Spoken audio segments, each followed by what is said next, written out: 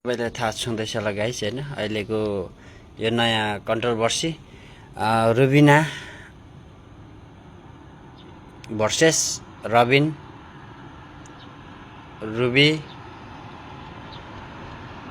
यो कन्ट्रोभर्सी चलिरहेछ। मलाई यस्तो लाग्छ पहिला चाहिँ जति पनि अहिले गिबिनाकोमा गएर कराउँदैछ नि केटीहरू, तिमीहरू पहिला भाउजू भाउजू भन्ने अहिले उल्क्याउने नेपालसम्म ल्याउने। अब अहिले केही भयो फेरि तिमीहरू भाइरल हुनको लागि त्यसो गरेको कि तिमीहरू पनि कोही गतिलो होइन कि, बुझ्यौ नि, कोही गतिलो होइन।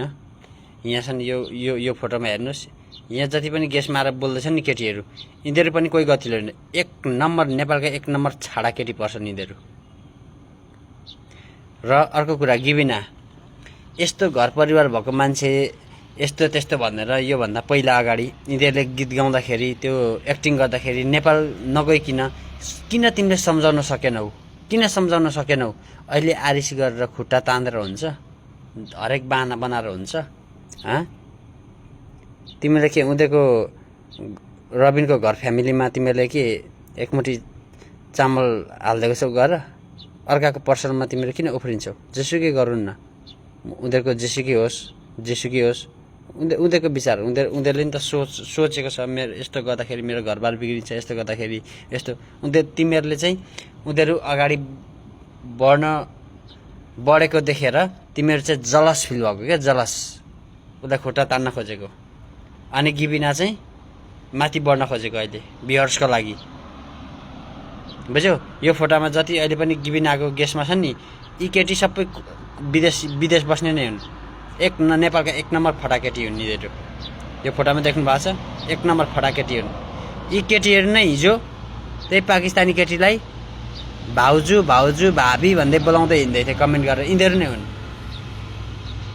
अहिले फेरि अब उता भ्युअर्स कमाए, अलिअलि भाइरल भयो, अहिले फेरि यता गिबिनापट्टि आए सपोर्ट गर्न। यता जाँदा हुन्छ कि उता जाँदा हुन्छ कि यता जाँदा हुन्छ कि दही चिउरे आइमेहरू हुन् क्या यिनीहरू।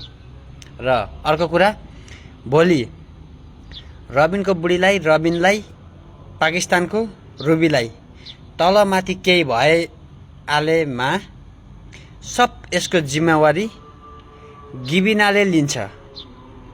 गिबिनाले है, रबिनको घर परिवार फ्यामिलीभित्र जति पनि मान्छे छन् त्यतिलाई, अनि यो पाकिस्तानको केटी रुबिनालाई तलमाथि भोलि केही भइहाले सब जिम्मेवारी गिबिना जिम्मेवारी हुनेछ। म नेपालकै भएर पनि साथ सपोर्ट गरेको। हिजो अस्तिसम्म चाहिँ के हेरेर बसिरहेको त?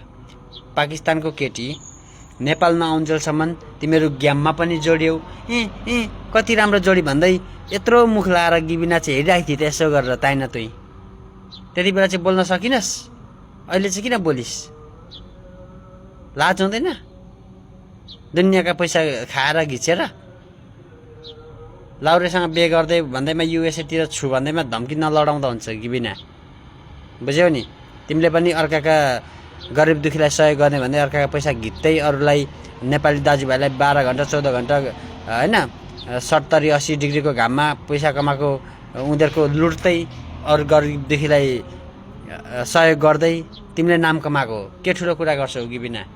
र रबिनको फ्यामिलीभित्र र रुबिनाको घर फ्यामिलीभित्र तलमाथि केही भए सब जिम्मेवारी गिबिनाले लिनुपर्छ साथीहरू।